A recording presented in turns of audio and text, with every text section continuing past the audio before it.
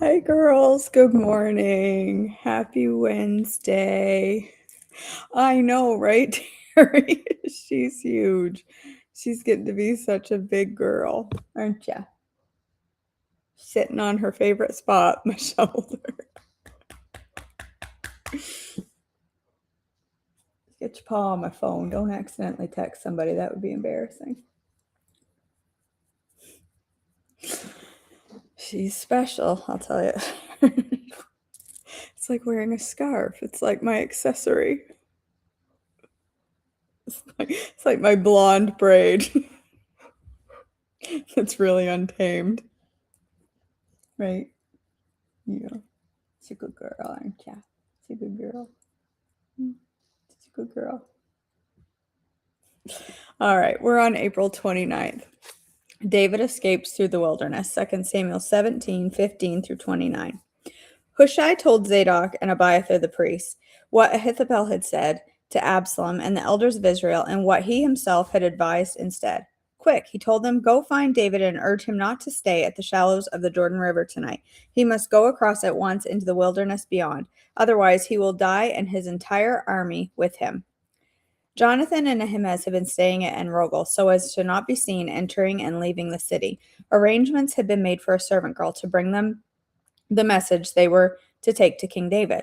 But a boy spotted them at En-Rogel, and he told Absalom about it. So they quickly escaped to Bahurim, where a man hid them down inside a well in his courtyard. The man's wife put a cloth over the top of the well and scattered grain on it to dry in the sun, so no one suspected they were there. When Absalom's men arrived, they asked her, have you seen Ahimaaz and Jonathan? The woman replied, they were here, but they crossed over the Jordan. They crossed over the brook. Absalom's men looked for them without success and returned to Jerusalem. Then the two men crawled out of the well and hurried on to King David. Quick, they told him, cross the Jordan tonight. And they told him how Ahithophel had advised that he be captured and killed. So David and all the people went across the Jordan River during the night, and they were all on the other bank before dawn. When Ahithophel realized that his advice had not been followed, he saddled his donkey, went to his hometown, set his affairs in order, and hanged himself. He died there and was buried in the family tomb. David soon arrived at Mahanaim. By now, Absalom had mobilized the entire army of Israel and was leading his troops across the Jordan River. Absalom had appointed Amasa as commander of his army, replacing Joab, who had been commander under David. Amasa was Joab's cousin. His father was Jether, an Ishmaelite. His mother, Abigail, daughter of Nahash, was the sister of Joab's mother, Zeruiah. Absalom and the Israelite army set up camp in the land of Gilead.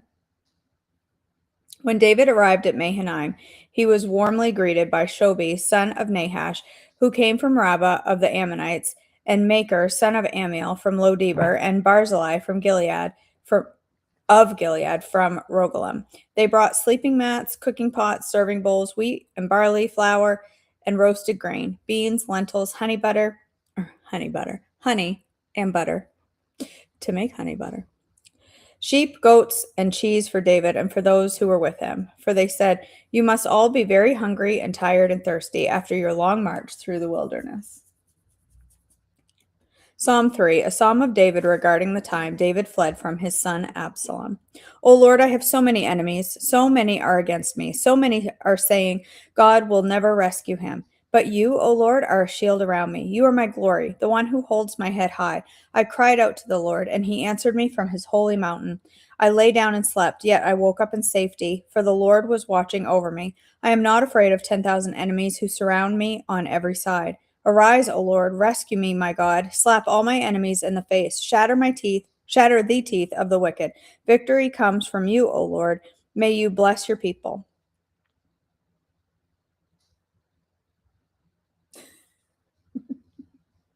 What are you doing?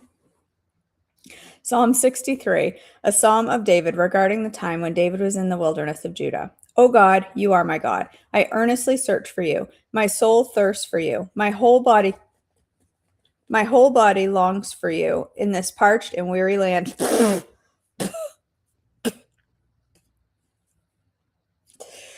In this parched and weary land where there is no water, I have seen you in your sanctuary and gazed upon your power and glory. Your unfailing love is better than life itself. How I praise you!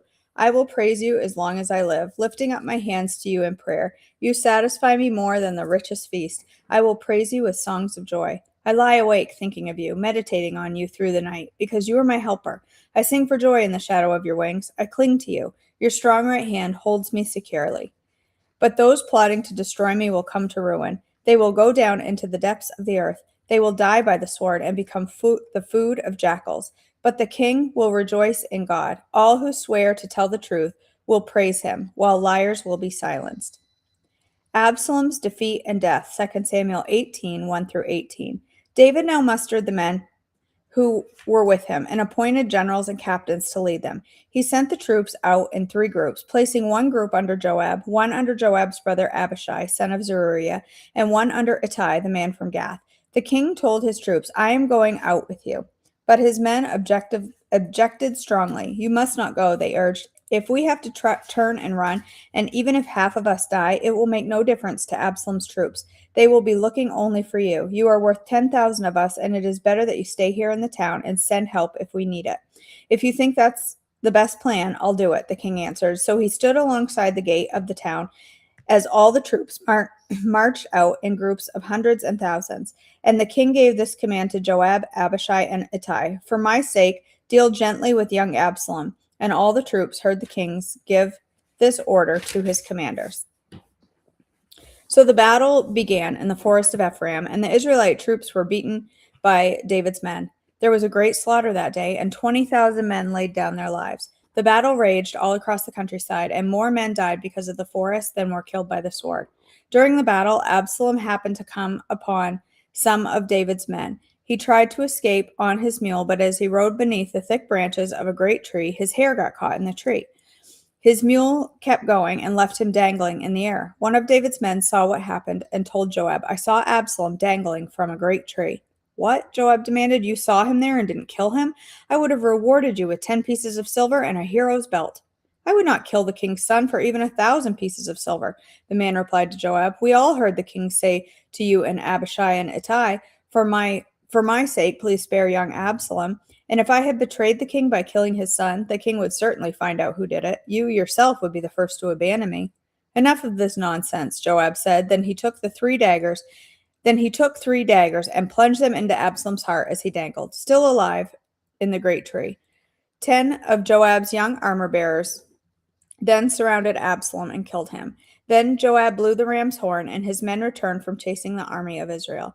They threw Absalom's body into a deep pit in the forest and piled a great heap of stones over it, and all Israel fled to their homes. During his lifetime, Absalom had built a monument to himself in the king's valley, for he said, I have no son to carry on my name. He named the monument after himself, and it is known as Absalom's monument to this day. David mourns Absalom's death, 2 Samuel 18, 19 through 33. Then Zadok took Ahimaaz and said, Then Zadok's son Ahimaaz said, Let me run to the king with the good news that the Lord has rescued him from his enemies. No, Joab told him, it wouldn't be good news to the king that his son is dead. You can be my messenger another time, but not today. Then Joab said to the man from Ethiopia, Go and tell the king what you have seen. The man bowed and ran off. But Ahimaaz continued to plead with Joab, Whatever happens, please let me go too. Why should you go, my son? Joab replied. There will be no reward for your news. Yes, but let me go anyway, he begged.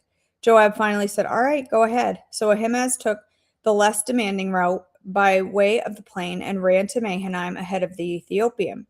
When David was sitting between the inner and outer gates of the town, the watchman climbed the roof of the gateway by the wall, and as he looked, he saw the lone man running toward them. He shouted the news to David, and the king replied, If he is alone, he has news. As the watchman came closer, the watchman saw another man running toward them. He shouted, Here comes another one. The king replied, He will also have news. The first man runs like Ahimaaz, son of Zadok. The watchman said, He is a good man and comes with good news, the king replied. Then Ahimaaz cried out to the king, Everything is all right. He bowed before the king with his face to the ground and said, Praise to the Lord your God, who has handed over the rebels who dared to stand against my lord the king. What about young Absalom? The king demanded. Is he all right?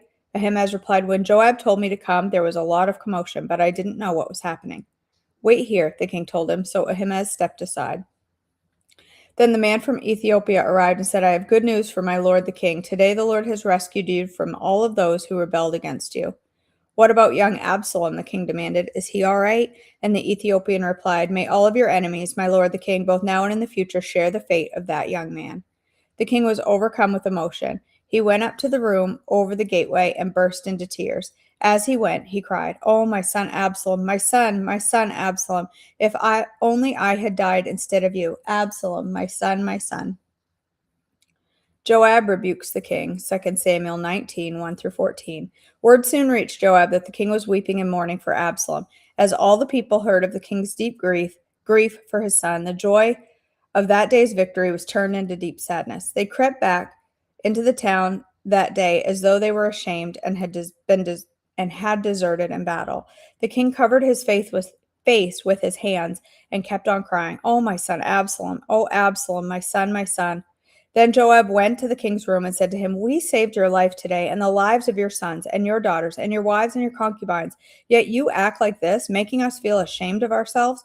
You seem to love those who hate you and hate those who love you. You've made it clear today that your commanders and troops mean nothing to you.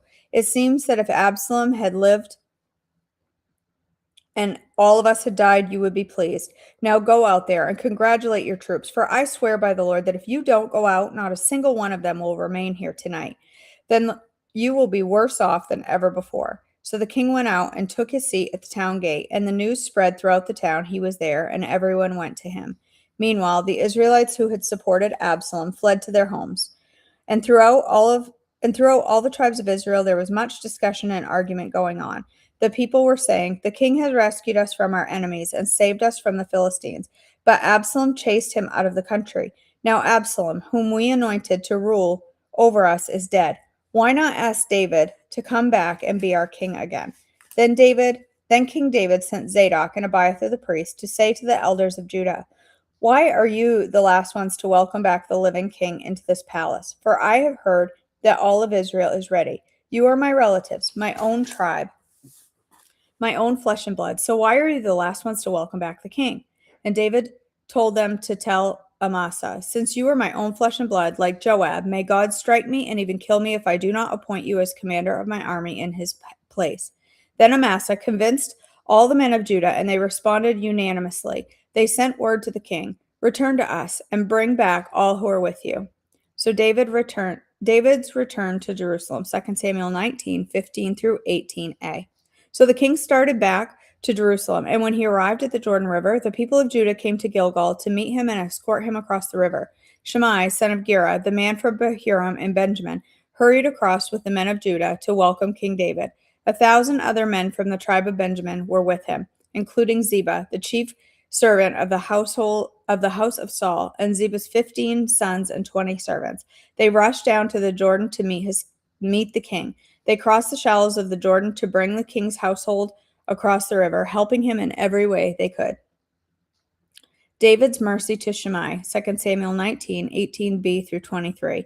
As the king was about to cross the river, Shimei fell down before him. My lord, the king, please forgive me, he pleaded. Forget the terrible thing your servant did when you left Jerusalem. May the king put it out of his mind. I know how much I sinned. That is why I have come here today, at the very first person in all of Israel, to greet my lord the king. Then Abishai, son of Zeruiah, said, Shimei should die, for he cursed the Lord's anointed king. Who asked your opinion, you sons of Zeruiah? David exclaimed. Why have you become my adversary today? This is not a day for execution, for today I am once again the king of Israel. Then, turning to Shimei, David vowed, Your life will be spared. David's kindness to Mephibosheth, 2 Samuel 19, 24 through 30. Now Mephibosheth, Saul's grandson, came down from Jerusalem to meet his king. He had not cared for his feet, trimmed his beard, or washed his clothes since the day the king left Jerusalem. Why didn't you come with me, Mephibosheth? The king asked him. Mephibosheth replied, My lord the king, my servant Ziba deceived me. I told him, Saddle my donkey so I can go with the king.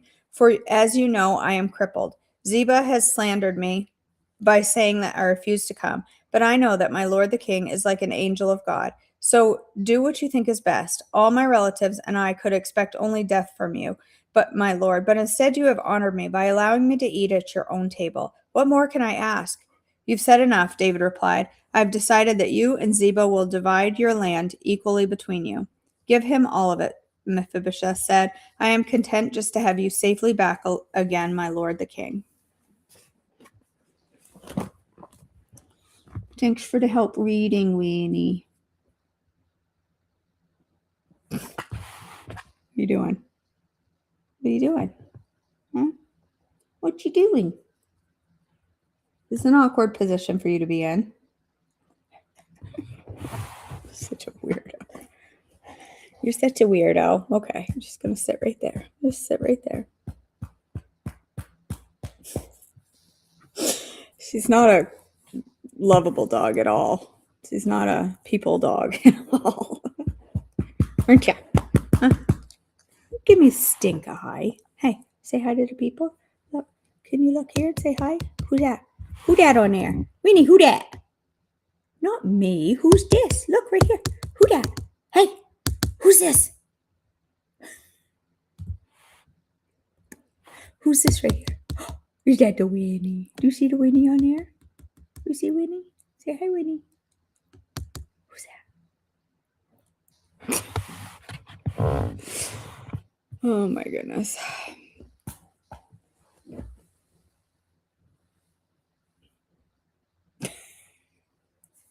She's such a weirdo.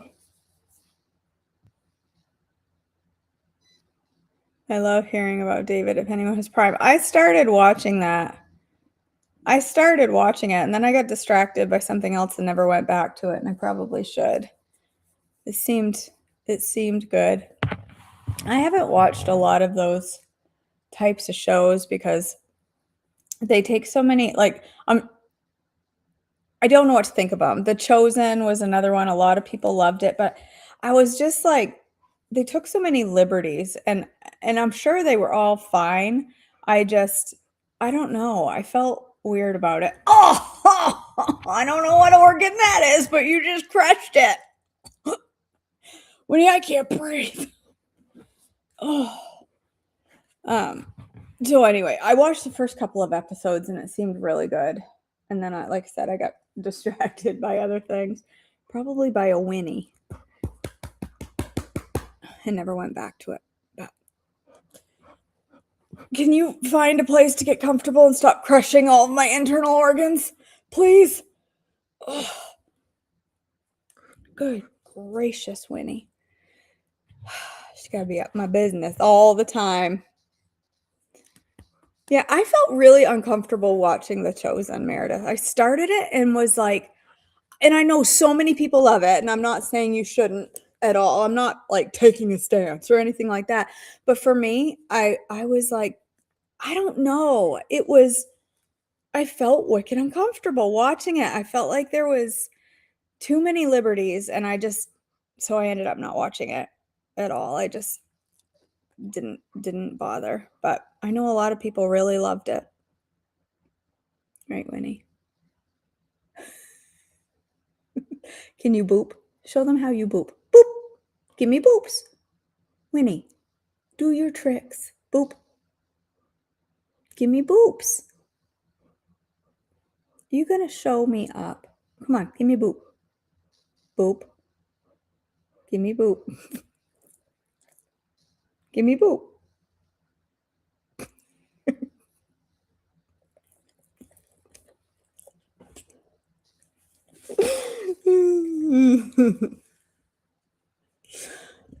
You're a good girl. She's a good girl. She's a crazy dog. Anyway, whew. You're making it hard to breathe. That's our boops. Usually, not with the tongue. She usually goes.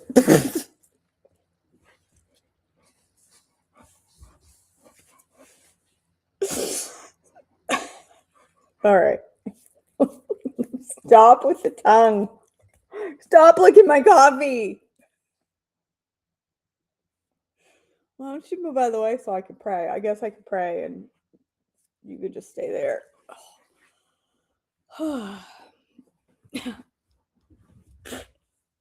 Right. Let's go ahead and pray. God, our Father, thank you for this day and this time together, and for each of these women that we gather together collectively to read your word. I pray that it is a blessing to you, God. I just thank you for each woman here, and I lift them up today to you for all that they may be walking through. I know there's a lot of difficulties here in this community, and there's so many things um, that we want to lift up to you today, but you know each and every single one, God. And I just ask for your strength, for your provision, for your mercy for each and every one. God, as we go through this day, help us to focus on you, focus on strengthening and healing our bodies and honoring you with every choice that we make. In your precious name, amen. Oh, they do, Meredith. They get whatever she wants. All right, girls, I'm headed to the gym this morning for my workout, and then now she's moved to the other side. Our chairs are completely wrecked. She has destroyed our furniture because she just likes to lay up on the back of it and look out the window. Don't you, Weenie? Don't ya? You good girl. You good girl? Are you? Are you a good girl?